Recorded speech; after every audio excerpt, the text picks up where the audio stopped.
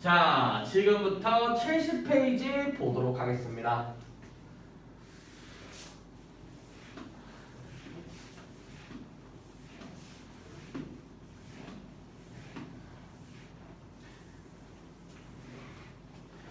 오늘 영상은 총 아마 한 50분 정도 될 거예요. 근데 필기 보시고 문제 푸시면서 보면은 대략 한 어느 정도 시간이 흐를 거냐? 약 1시간 반에서 2시간 정도 흐를 겁니다. 1시간 반 정도 흐를 걸로 예상이 돼요. 특별히 고전 시간 같은 경우에는 따로 수업을 진행 안 하겠습니다. 제발 방학 동안에 현대시 같은 경우에 제발 다 봐와 주세요. 부탁드릴게요. 우리 초토에 시보겠습니다.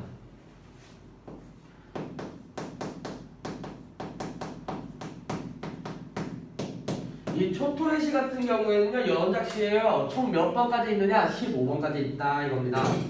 뭐냐면요, 기본적으로 요 6.25 전쟁에 대한 어떤 비극성을 나타내요. 하지만 그런 비극성을 나타내지만 어떠한 계기로 인해서 개인의 경험을 통해서 그런 상황에서 본인이 가지고 있던 정서와 태도와 관점을 좀 바꾸는 편입니다. 어떻게요? 부정에서 긍정으로요. 쭉 읽어볼게요.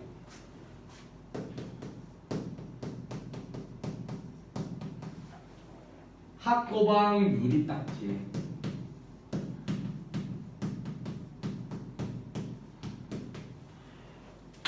여러분들이 인터넷 방송 같은 거 보면서 학고방이라는 표현, 학고라는 표현 들어보신 적 있습니까? 학고라는 표현이 어떤 뜻이냐면요, 여기 나와 있는 판잣집을 뜻해요. 이 판잣집이 어떤 걸 뜻하느냐? 피난민촌이.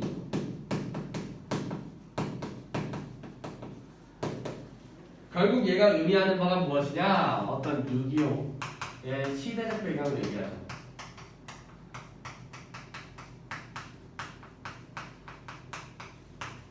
예, 학고라는 표현을 좀 지양하실 필요가 있어요.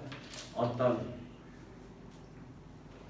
그냥 뭐 새내기방 아니면 뭐 초보방, 신입방 이 정도로 표현하시는 게 좋을 것 같습니다. 학고방이라는 표현 여러분들 혹시나 쓰셨으면 지금부터는 지양하시는 편이 좋을 것 같아요. 왜냐, 이런 이념적인 부분이라든가 혹은 사상적인 부분이라든가 혹은 과거에 우리 민족의 슬픔이 담겨져 있는 그런 표현들은요, 그런 은어들은 사용을 지양하시는 게 좋습니다. 저 같은 경우도 이런 식의 단어라든가 혹은 일제강점기 때 이야기하는 그런 이제 뭐 왁구라는 표현이라든가 그 당시 이제 위안부 분들을 가지고서 왁구라는 표현을 써가지고는 평가했거든요. 지양하시는 편이 좋겠죠. 그런 다음에 찐따라는 표현이 있습니다. 여러분들 생각보다 많이 써왔을 수도 있어요. 찐따라는 표현은요, 6.25 전쟁 이후에 후유증이 남으신 분들입니다. 장애를 가지신 분들이라고, 팔이나 다리가 하나가 없거나 그러신 분들을 찐따라고 불러요. 안 쓰는 게 낫겠죠. 찐따라는 표현보다는, 병신이라는 표현보다는 어떤 찐따라는 표현보다는 그냥 차라리 병신이 낫죠. 병신이라는 표현보다는 야이 불편한 녀석아 라고 표현하는 게 낫지 않을까요? 야이 여러모로 불편해 보이는 녀석아, 불편해서 내가 정말로 안타까운 심정을 불러일으키는 이 녀석아 라고 부르는 게 나을 것 같아요. 승주야, 그치?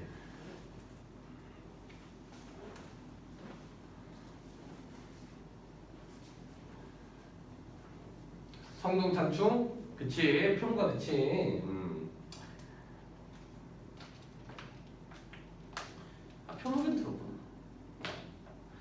성동창충, 그치? 여하튼지간에 쭉 볼게요. 학고방 유리딱지의 애새끼들, 어떤 6.25 전쟁 시대적 배경을 표현하는 겁니다. 그리고 요 애들 같은 경우에는요, 화자가 관찰하고 있는 대상이죠. 그쵸? 화자가 지금 바라보고 있는 대상입니다. 항상 강조했죠. 화자가 바라보고 있는 대상에 대해서 어떤 관점을 지니고 있는지 파악해주는 거는 굉장히 중요하다고 제가 1000번, 1000번 설명을 해드렸어요. 그쵸? 얼굴이 불타는 해바라기 마냥 걸려있다. 어떤 부정적인 표현이 아니라요, 불타는 해바라기 마냥이라고 표현하면서 감각적으로 표현한 겁니다. 어떤 걸 감각적으로 표현한 걸까요? 그들의 순수한 모습을. 그들의 순수함과 순진무구한 모습을 나타내요. 여러분들은 이미 순수함과 순진무구함을 잃어가지고는 아마 이거에 대해서 공감을 못하겠지만 이런 보통 전쟁 상황에서의 순수하고 순진무구한 사람들을 보여주면서 어떤 전쟁의 비극성을 대조시키는 편이에요.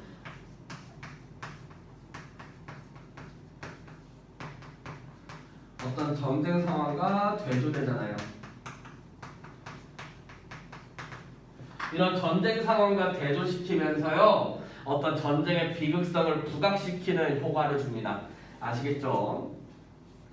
왜? 이런 것들 이런 것들 다 누구 때문인데? 어른들 때문이잖아. 어른들의 그 더럽고 추악한 이기심과 권력욕 이런 것들 때문이잖아요. 그쵸? 내려 쪼이던 햇발이 눈부셔 돌아선다 얘기하죠. 이 뭐예요? 아이들의 눈부신 모습을 이야기합니다. 근데 뭐예요? 걔네들이 딱 들고 돌아 눈부셔 하면서 나도 돌아서는 거지. 왜 그런 걸까? 기본적으로 미안해서죠. 그럼 미안함과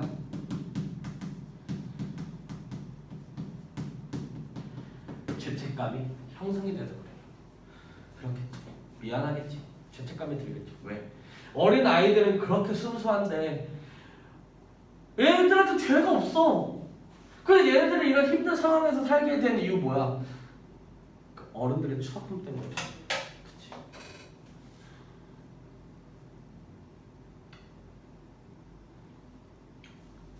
예, 좀 그렇죠. 미안해지죠.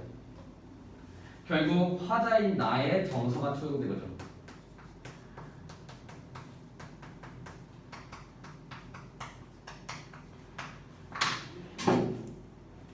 좀 볼게요.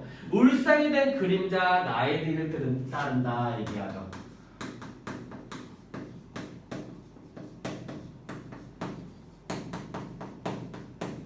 울상이 된 그림자라고 얘기하고 있네요. 지금 뭐 얘기하고 있는 거죠?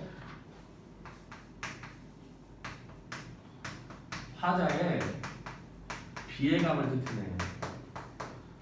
슬픈 거야. 슬프지. 슬프지만요. 기본적으로 요 어린 아이들 뭐야?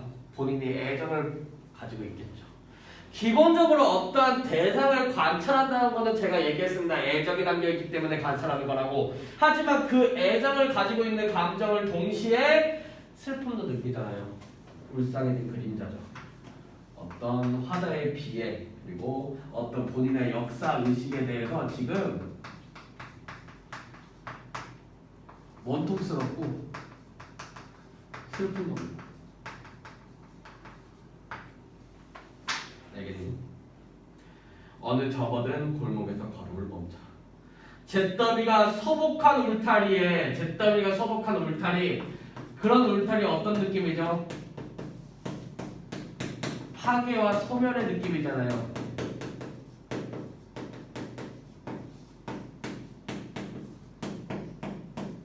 그죠? 개나리가 막을 줬다 얘기합니다. 자, 이렇게 쭉 가면서 어떤 원통과 슬픔 그리고 어떤 전쟁 상황과 대조되는 아이들의 순수함과 순진무구함이 대조되면서 그런 전쟁의 잔혹함과 비극성, 어른들의 추악함과 이기심 이런 것들을 강조해왔다고. 하지만 그렇게 해서 점차 부정적인 감정으로 내려가던 화자는 요 개나리가 망을 졌다라는 표현을 토대로 어떻게 되죠? 시상의 전환을 이루게 되는 거죠.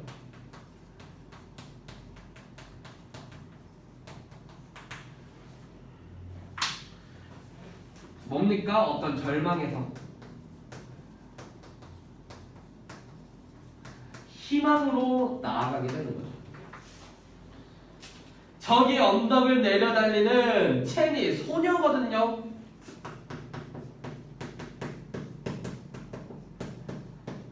체니의 미소에 앞니가 빠져. 어떤 겁니까? 어떤 순수함과 순진무구를 나타내는 대표적인 상징이죠. 앞니가 빠졌는데도 불구하고 해맑게 웃으며 달리는 그런 소녀. 어떤 거죠? 기본적으로 다시 한번 얘기하지만 어른들의 모습과 대조된다 얘기했습니다. 그런 식으로 대조시키면서 어떤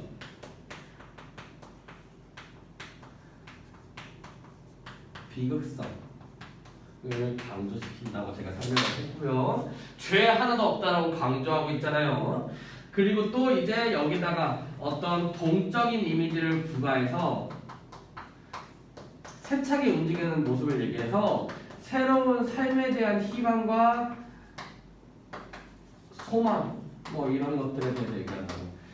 나 스스로도 화자 스스로도 그런 아이들을 보면서 반성하게 되고 성찰하게 되고 새로운 삶과 희망에 대해서 노래하게 된다고요.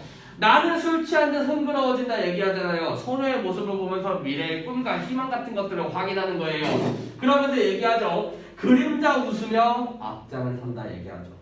그럼 울상 지고 있던 그림자와 대조시키면서 아까 울상 지었던 그림자 있죠. 그거와 대조죠. 그러면서 뭘 나타낸다? 새로운 삶에 대한 희망.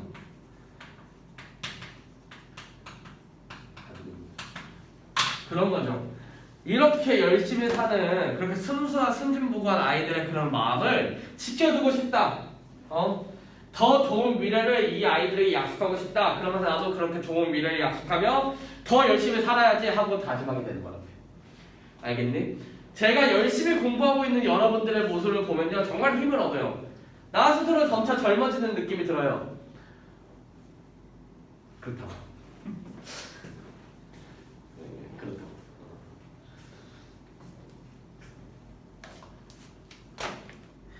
하지만 내신 시험 기간 때만 되면은 모두가 다운되어 있죠. 모두가 아무 노래가 되는 거는 어쩔 수가 없는 것 같습니다. 여하튼 조금 더 힘을 내서 여러분들 국문과 가실 분들 없잖아요. 솔직히 까놓고 말해서 고등학교 3학년 때까지만 열심히 보시면 되니까 좀만 더 버티고 잘 견뎌볼게요. 자, 잘할 수 있어요. 이제 한 작품만 더 보겠습니다. 싱동엽의 껍데기는 거라. 총 페이지 몇 페이지냐? 78페이지죠.